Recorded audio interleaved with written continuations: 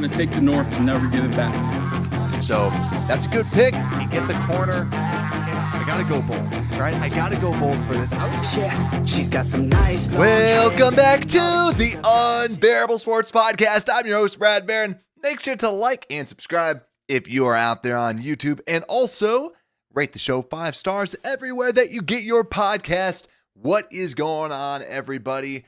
Welcome back into another episode, another preview episode for our beloved Chicago Bears. Joe, what's good? Bear down. How's everybody doing out there?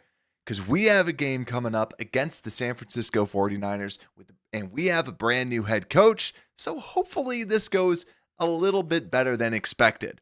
Also, lots of injuries out there from the 49ers side and for the Bears for us to be going through. And also another thing too, just want to kind of talk about this and clear this up. Lots of talk today about the Chicago Bears potentially trading for a head coach. And yet again, just more discussions on it. Now, the big thing that they were talking about is like a Sean McVay. There's been rumors that he's wanted to kind of move on and retire. Reminds me somewhat of what Sean Payton was kind of doing in for the Saints. And then ultimately he ends up gets traded over to the Broncos. And now the Broncos are doing really well. So I know that there's talks about McVay and also Mike Shanahan, the person that is the coach of the 49ers. They've been underachieving this year with only 5 wins. And that's why a lot of us are saying, hey, can we maybe try and get someone like him? Or maybe are they stupid enough to let him go?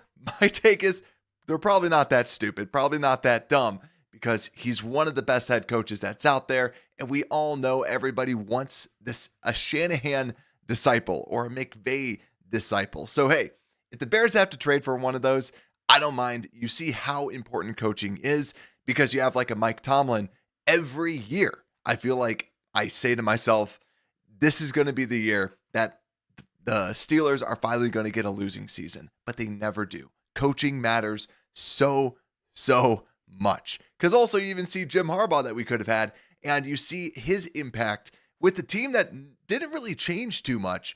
But Jim Harbaugh was able to kind of turn around the Chargers just by being a good coach, a big locker room presence.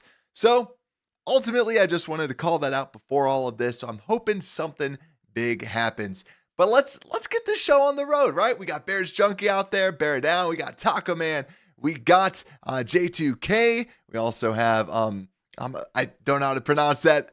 Amphiarius. I totally butchered that. I'm sorry, my friend, but bear down to you as well. Hope everyone's doing well. Oh, it's Wednesday, so we're getting close there now. But let's talk about some injuries that we have out there, and let's get things started with the Bears. So currently, we're recording this on Wednesday night, and what we have is Keenan Allen did not participate, Ryan Bates did not participate, Elijah Hicks, Roschon Johnson, DJ Moore, and DeAndre Swift.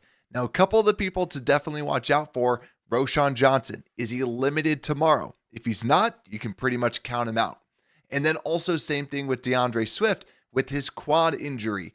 Just a little banged up. We'll talk about how important it is if we are going to get the ground game going. Now, even though that DeAndre Swift, when we did the tape review, didn't look too great out there, he's still better than having your backup running back Travis Homer out there instead of Roschon and DeAndre Swift. Also, DJ Moore always kind of seems a little banged up. I don't think he would be out, but Keenan Allen is also someone to watch out for because we've seen that ankle injury really kind of be that stickler that caused him to miss a couple games at the earlier part of this year. And Ryan Bates, just come on, try to do something, right? Try to be out there. You're supposed to be this utility backup, but he's banged up. And Elijah Hicks still still did not participate. But when we look at limited, there's no Karan Amagashi anywhere. So maybe he can be that backup. We definitely need that because what we saw from Larry Borum, not great at all. But Darnell Wright was limited today with a knee injury. Same thing with Coleman Shelton. We saw them a little banged up last game, so hopefully just a precautionary thing and we don't have to worry about that. And Kevin Byard limited with a shoulder injury. So to me, the limited ones, I'm just looking at Darnell Wright because he's such a key cog in all of this. But then when we look at the DNPs from today, I'm looking at the running backs. Roshan, DeAndre Swift. Can we get any of those guys out there as well? But also, let's go over to the opponent preview, because from the opponent side of things, and actually, I got to change this graphic. Normally, for those that watch on YouTube, I actually use the same graphics just because it takes a long time to do it. But now I got to change this. We no longer have the Floose, right? This is what he used to look like. Not there anymore. Now we got the great Thomas Brown. Here, I'll switch it back so we don't have to look at it. But going over to the 49ers, though, Aaron Banks did not participate with a concussion today. Nick Bosa did not participate with a hip and oblique injury. We have Jordan Mason not participating with an ankle injury. We saw Christian McCaffrey go down with an injury as well. Trent Williams did not participate today. So a lot of these really good players that they have injured, banged up. And you look at some of the people that might be playing. Hufanga, one of the better safeties in the league, banged up as well, but just have to kind of monitor him. He was a limited participant today, so just really kind of look at Thursday and Friday for sure. So that's about the injury report. Yet again, we don't get a lot of details. One of the downsides of us recording on Wednesday. So let's get into this whole preview, breaking down the offense, defense, special teams, and then who has the edge. So when we talk about just the 49ers, we all kind of shiver in fear with the 49ers because they're always good. They're always really good. And right now, DVOA has them ranked as the 11th best team in the NFL, our beloved Bears 23rd. But when we also look at just their overall offense and defense, EPA has them as the 15th best EPA per play for offense. And from a defensive standpoint, they are, let me just scroll down on that, 10th in EPA for their offense and 15th EPA for their defense. Now, when we look at our Bears offense coming in, the Bears offense looking a lot better with Thomas Brown as the play caller. Now, as we said before, Thomas Brown is going to be the interim head coach and also the play caller. But the offensive coordinator is not going to be him. How much does that change things? Not so much, but something that we do need to just monitor is that Thomas Brown typically was calling plays from up in the booth where you can see what's going on down there. Now he's calling it down at ground level. It's going to be a little bit different. Let's see how this kind of functions. What's good is he's able to talk to the players a little bit. The bad part is it's going to be a little bit more difficult for him to see schematically what that defense is doing. Hopefully there's someone in his ear kind of telling him what's going on, but that's going to be one of the storylines to watch out for is how he's calling plays from that sideline. Hopefully because of that too, we heard about this with Caleb Williams saying, hey, he wants to kind of discuss things with the offensive coordinator, like especially on that last play. He's like, yeah, I just have a mic. I can't communicate with anybody. Hopefully that's a shot at like, hey, I want to talk to you on the sidelines. So that should be a good thing that I feel like it's going to be good because then he can at least talk to the quarterback and figure things out on that sideline. And if we can pull off a win, they're going to be celebrating with him on that sideline. But this defense that we're going to be seeing on Sunday, this defense, pretty darn good. Now, if Bosa is not out there, it is a different style of defense just because Nick Bosa is one of the best defensive ends in the league, but Fred Warner continues to be awesome. But when you look at them overall, if you just look at the stats, this is one of those teams, the stats looks a lot better than what they actually are. They are fifth right now in around 310 yards per game given up. So fifth best in the NFL, and then fourth best against passing offenses with giving up only 190 passing yards. So very, very good when it comes down to the yards. And then also from the rushing perspective, 15th in rush yards per game and 15th in yards per carry at 4.4 yards a carry. But when you look at the advanced metrics on this, it tells a slightly different story. When you look at expected points contributed by this defense, they're ranked 14th. And then also when you look at their passing defense, they're fourth overall when it comes down to the stats, but 12th in points contributed for their passing defense and 13th EPA per pass for their defense. So more middle of the road, not necessarily this whole like top 5 that the stats kind of paint out. And then also 27th EPA per rush. So not that great against the run.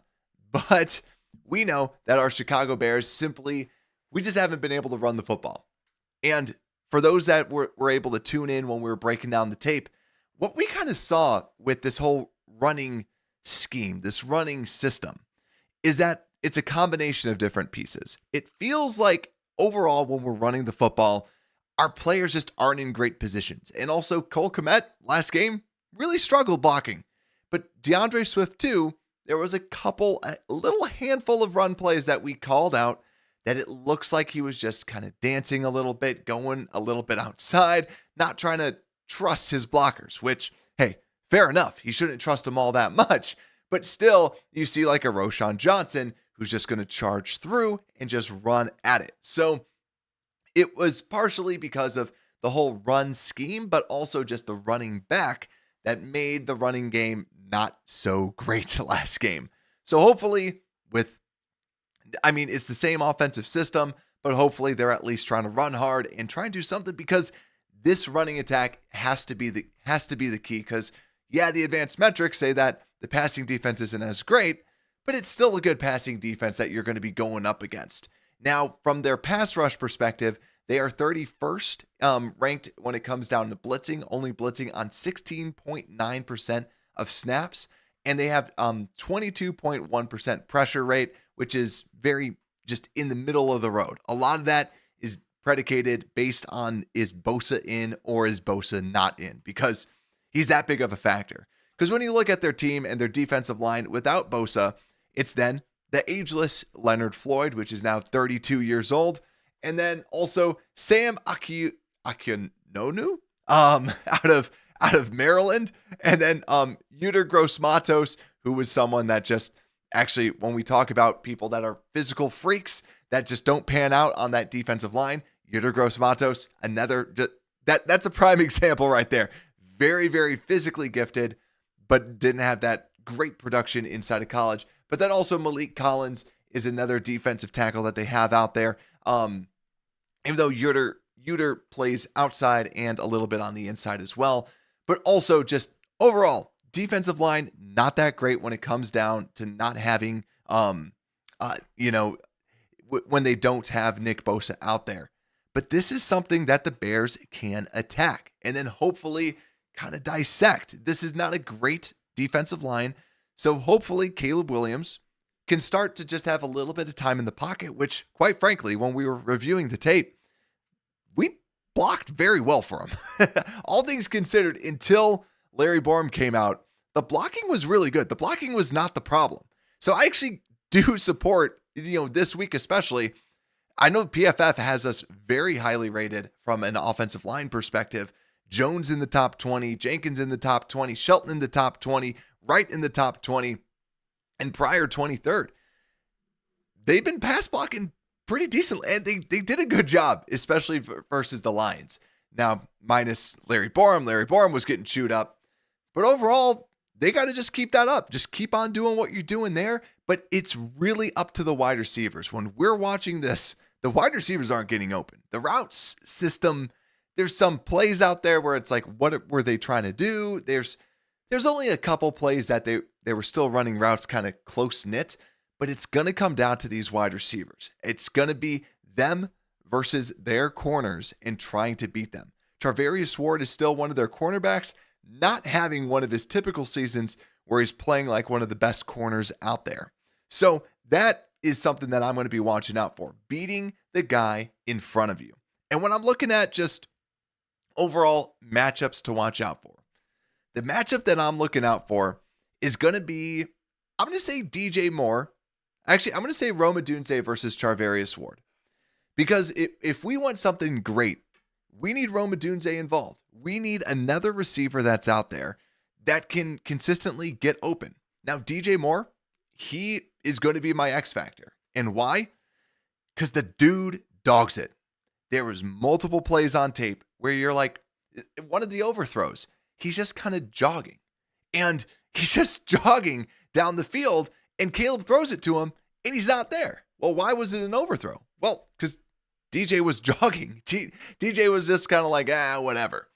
There was many plays out there that it just seemed like DJ just didn't care. DJ, stay consistent, play the game. And that is something that we need to see, because when he didn't get these things schemed up to him, a lot of these routes weren't necessarily the most crisp. Or if there was something where he got open and maybe he wasn't a read on the progression, he got all pissed off and he just started moping. He's my X factor, because DJ, if you just run your routes and you be a good example, you're going to get the ball. Like, Caleb's going through his progressions, which is great to say for a rookie quarterback. So DJ is my X factor, as long as he's not all mopey. And Rome Odunze versus Charvarius Ward is going to be big, because Allen, I don't fully trust just him getting open with some of these pieces. So let's see what y'all are saying out there. Also, Howard, what's good? Hope all is well. And let's see, we got Michael saying DJ is the Bears' best receiver. He needs to start playing like it. Agreed. And Taco Man saying dropped a couple key balls. Yeah, that's the thing. He was getting open, but also John saying Kevin O'Connell was Rams OC. They won the Super Bowl. Now he is 30-17 with Vikings as a head coach. Is Ben Johnson the next Kevin O'Connell? That's a good question, because I think that with Ben Johnson, I hate saying this. So I hate saying this because it's like everyone says this. It's like, is he a leader of men? Right? That is what it's going to boil down to. Because I heard some people kind of talk about Ben Johnson saying, yeah, he's probably not going to be that. But ultimately, that is going to be the biggest piece is Ben Johnson that guy? Because we saw this with Shane Waldron. Shane Waldron, they had some little issues with him, but what I think we really saw was that you have Pete Carroll, who is the morale guy. He's the one that created the locker room. He's the one that created the atmosphere. And Shane Waldron was there just to simply call plays. So with Ben Johnson, is he someone that can command the locker room and be that? Now, you see, let's talk about Kyle Shanahan. Kyle Shanahan is not all up in your face and is not, Dan Campbell drinking, enough caffeine in a day to kill a man. But it's like, he's someone that just commands the respect, and he's someone that the team respects. So that to me is something that is Ben Johnson that, because if he is, then yeah. And my father-in-law, diehard Vikings fan, and he's talked about this. He's like, everybody loves O'Connell in the locker room. They trust him. They believe in him. Yeah, it's ultimately going to come down to that. Is he someone that can be that? You're taking a huge risk on getting him, but also that could be a huge risk that pays dividends. Because, hey, usually those hot head coaches like the McVays, the Shanahans, they have turned out, and they were the hot names that were out there to be something. And when we were reviewing the tape, it looked different than other people's offenses. I can't logically describe it, but it looked different. He has his own thing. He has his own system that he kind of plays. So to me, I think that he's still worth a shot if you're able to get him, because hey, if he can create his own Ben Johnson coaching tree, then awesome. And actually, the only other thing I want to say about that, the only other piece that I'm a little bit nervous about that I actually have not heard a single person talk about this. Ben Johnson, when someone becomes a head coach, the question is, who are you going to staff around you? I don't know who Ben Johnson knows out there, because I don't know who's all been around him, because really the only coach that he's been with is Dan Campbell. Dan Campbell has been that main coach. So I'm curious, who does he know that he can bring over and create the staff around him in that system? So that's something definitely to look out for. So let's see what's out there too. Ron Claus up indeed. And he's saying Belichick. Belichick would be interesting for sure. And then I heard someone say like Belichick and Saban. I'm like, oh man, that would be crazy. But let's see what we got out there too. Is the defense going to suffer because Flus isn't calling the plays? That is a perfect segue. So let's see what else we got. Sam, great show. Appreciate that. And appreciate that. First time live. Thank you so much, Sam. That is great. Great to hear. And also Michael saying some guys are great coordinators, but bad head coaches. The question is, can he be a good head coach? That's the big thing. And Chris, right? You just copy and paste that, don't you, my friend? Don't you? I've seen that, man. But yeah, thank you. I appreciate that, Chris. But yeah, let's actually go right into it then. Let's start talking about the defense, because that's what Taco Man was saying, right? Let's flip over to this defense, because the big news, we no longer have this guy, Mr. Matt Eberflus, that is calling the defensive plays. And it is worth noting, because I think we forget, when Alan Williams was calling defensive plays, this defense was terrible. This was literally the worst defense. And then Matt Eberflus took over, and the defense started playing well. And at the beginning of the season too, defense was looking really, really good until they're like, hey, this is kind of the same old, same old. We're doing all this stuff and nothing is happening. Wheels fall off the defense. Now, I think that you're going to see two different things happen to this defense. I think without Matt Eberflus calling the plays, I think you do have a negative of, I think that Matt Eberflus, for all intents and purposes, is a good defensive play caller. Everything in his history has shown that he's pretty good at this. He's very basic when it comes to his defensive calls, but at the end of the day, he's a good defensive play caller. But there's a much more that goes into a defense than just play calling. It is effort. It is grit. It is the hits principle, which you could tell they just simply weren't bought into, because now there's more reports out there saying that Jalen Johnson screaming at Matt Eberflus, getting mad at Matt Eberflus in the locker room, and ultimately that was something where it was a point of no return for them. So make sure to always thank Jalen Johnson when you see him, but also too, with that, I think you're going to see the grit come back with this defense. I think that you're going to see them really try out there and kind of show, hey, we didn't need Eberflus. Also, Washington was a defensive coordinator. It's not like he's someone that doesn't know what he's doing out there. He has a lot of experience as a defensive coordinator and lots of years in the league. I think we do go down when it comes down to play calling, but I think that the overall effort that we just did not see out there, and also simply accountability, I think we're going to see a little bit more out there. And this is usually when you see a big jump when it comes down to this team. I think that this defense is going to go out there and play a lot better than what we saw before. But ultimately, when we're looking at this defense, Jonathan Owens, he played well. There was a couple snaps out there that I didn't really like. PFF has him as a 72.5 grade. All that I know is our defensive backs coach should stay with us forever.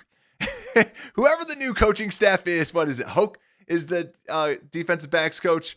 Our defensive backs have been playing great, with Jalen Johnson being awesome. Kyler Gordon, the 15th highest graded corner in all of the NFL. Kevin Byard, 9th highest graded safety. It's been really, really good for the Bears. But also, our linebackers have not been playing the same way. TJ Edwards has not been looking like he did last season. And also Tremaine Edmonds has been a liability out there in run defense and even tackling. He has not looked good this season. But when you look at the defensive line, we have talked about this with them kind of taking a step back when it comes down to pass rush and other pieces like that. But Gervon Dexter having a very good season so far. That's a good bright spot with this. Sweat still looks a little bit banged up. He hasn't been the big run stuffer that we're accustomed to seeing. He's always kind of looked a little banged up this year. But also DeMarcus Walker looking solid.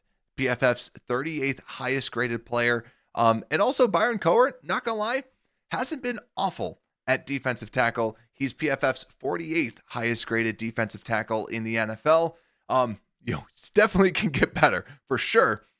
But overall, this defense, I'm hoping that with this new defensive system, this new life that gets breathed back into the defense, hopefully we can see them stop this offense, which is led by the great Brock Purdy, PFF's 12th highest graded passer. And when you look at this offense, 7th most offensive yards per game, 372 passing yards per game, 10th in EPA per pass, 9th in passing yards per game at 232, 11th EPA per pass, and 10th EPA per run, and 7th most rushing yards per game. Like we said, Mason's probably going to be out, so you're going to be seeing Isaac Guerrero as the backup or as the running back from the Louisville Cardinals, 4th round selection.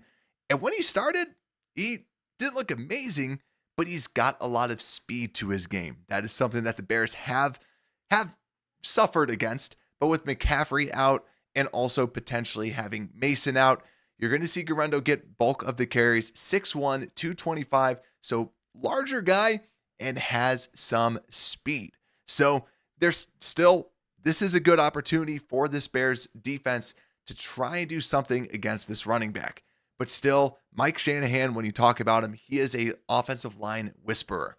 PFF grades always love his offensive line, no matter who it is. I feel like, not to discredit this offensive line, it always feels the running game is always on point. And Dominique Pooney, their draft pick out of Kansas, let me see what round, 3rd round pick out of Kansas, has been dominant for him. The 8th best, highest graded guard according to PFF as their right guard.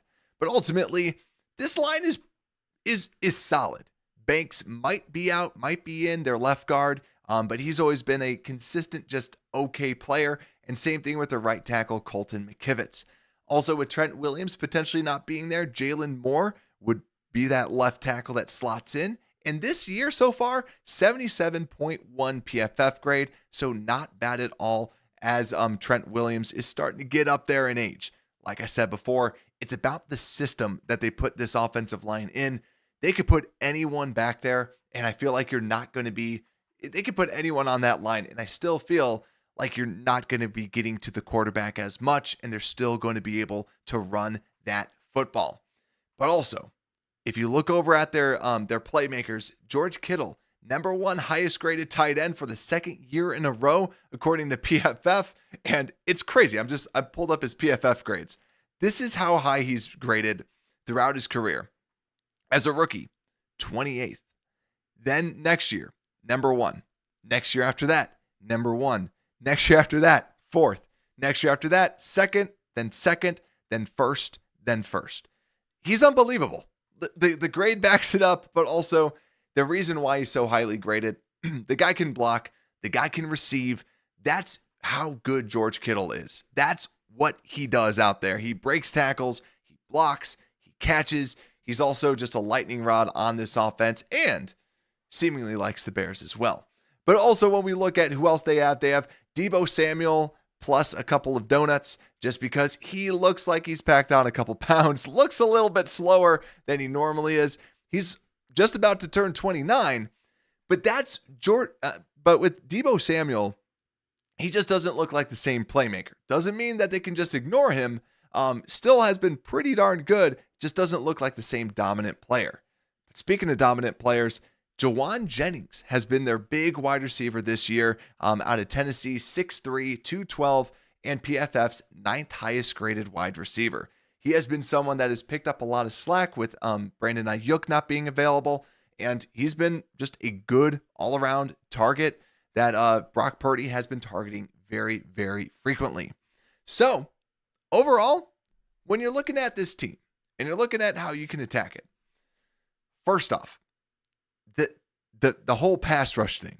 We need Montez Sweat back. Like, we need the real Montez Sweat back. Because even though that I said that he was going to regress this year, I didn't expect it to be like this. But yet again, the regression, I feel it's more because of an injury than anything else that's going on with him. But also, too, I think when you look at these matchups, Jalen Johnson, or when I look at the key matchups, Jalen Johnson versus Jennings is going to be a key matchup to watch out for, just to try and lock him down. Yet again, more of a possession guy, but still someone that I'm hoping that the Bears can truly lock down. But ultimately, it's going to come down to this run game. And that's why I think that the X factor for the Bears is going to be Tremaine Edmunds. It's all of our hope is on Tremaine Edmunds. That is the guy to watch. That is our X factor, because if he can play the run well, then this is going to be a great game. Also, with the speed of Guerrero, you need someone like a Tremaine Edmunds to be able to run him down if they're trying to run it to the outside. We need our players to be in the right position, and we need them to make the tackles. So a lot on Tremaine Edmunds. don't look like you have been this season. Please do something, and I'm hoping we can bring some life into this defense. So let's flip over. And actually, right before we do that, John brought up a good point. Leonard Floyd, 6.5 sacks for the 49ers right now. Bosa with 7. Is Darnell Wright out? That is going to be a key thing to watch out for. Darnell Wright, as we were talking about, Darnell Wright limited today with a knee injury. Definitely something we need to look out for because we have seen our offensive linemen be limited and then ultimately get downgraded throughout the week. So hopefully, fingers crossed, Darnell Wright can go out there and play against him because huge drop-offs from our starting offensive line to any sort of backup that's out there, which is honestly a promising sign, I guess one could say, for when we have to draft some new ones, because then, hey, starters can be backups or your rookies can be backups, different things like that. But let's flip over to the special teams review. Everybody's favorite segment, because who doesn't love some special teams? As long as they're not getting their kicks blocked. That is the key thing with another piece of this Bears game. Don't get any of these kicks blocked. People know that they can just charge up the middle now. So I just want to continue to see, have they figured out Cairo Santos? Have they figured out what to do? Can also Hightower adjust to that? Can you make sure that everyone is really trying to hunker down in the middle because they know that they're going to be trying to do something a little bit more like that? But also, too, I go back to it. This is going to be just a key point of special teams every single week. It's just, I continue to not be insanely impressed with Torrey Taylor. I know I see people out there saying like, oh, he's been doing great. Like, look at these stats that are numerical stats for how many times he's punted, right? He's punted a lot because this offense hasn't done much. So I want to see some pins in the 5, pins within the 10, not just something that's in that 10 to 20 yard range overall. So let's then also flip over to then who has the edge.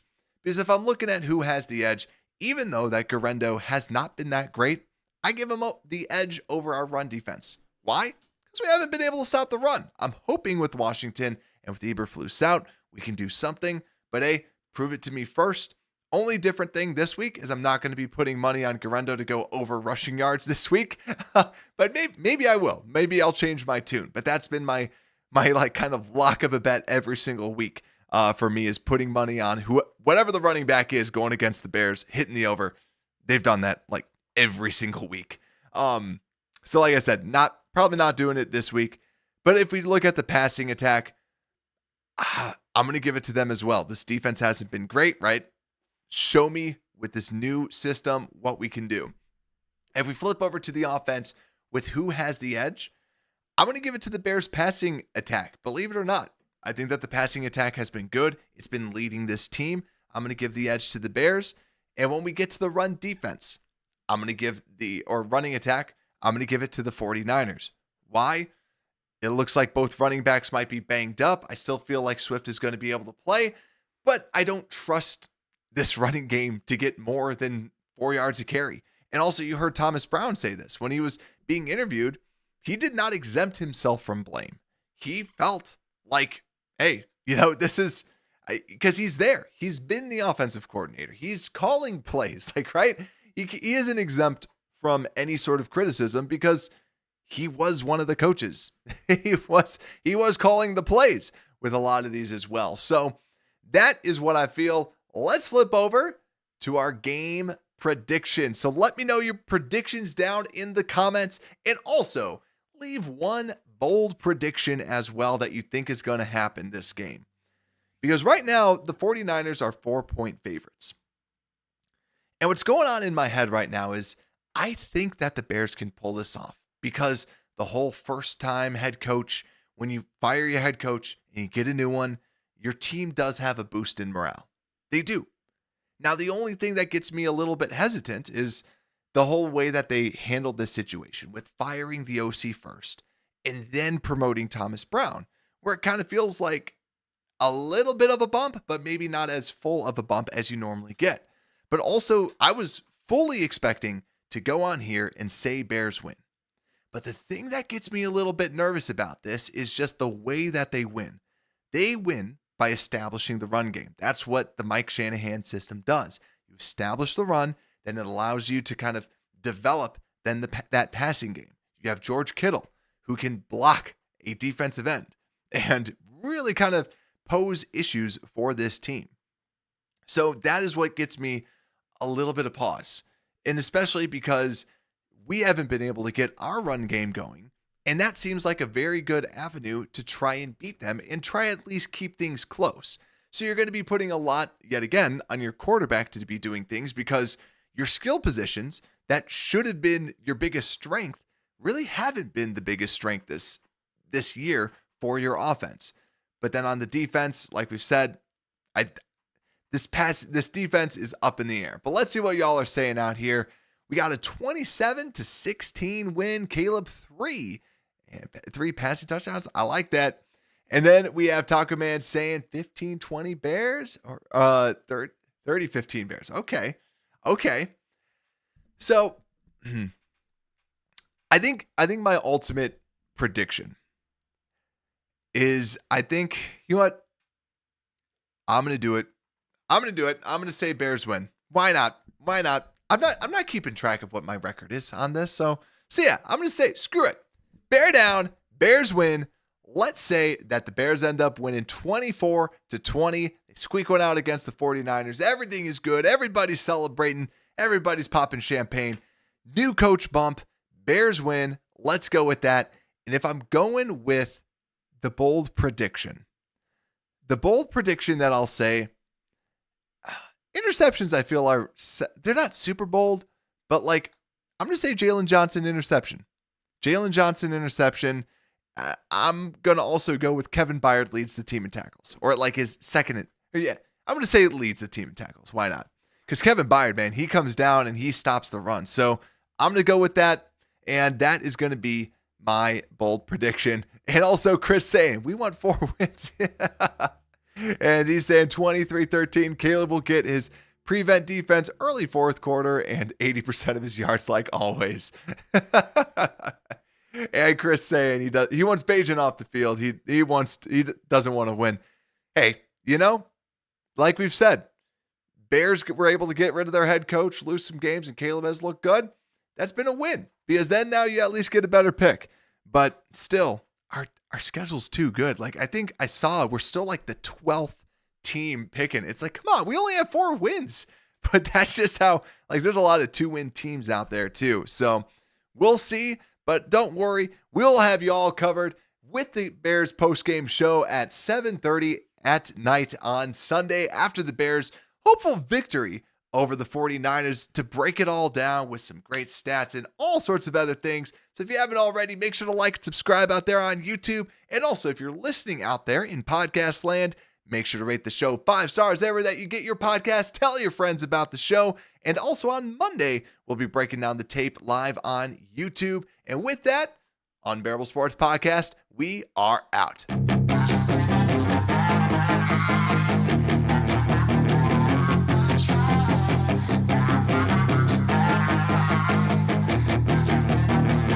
Yeah, she's got some nice long hair and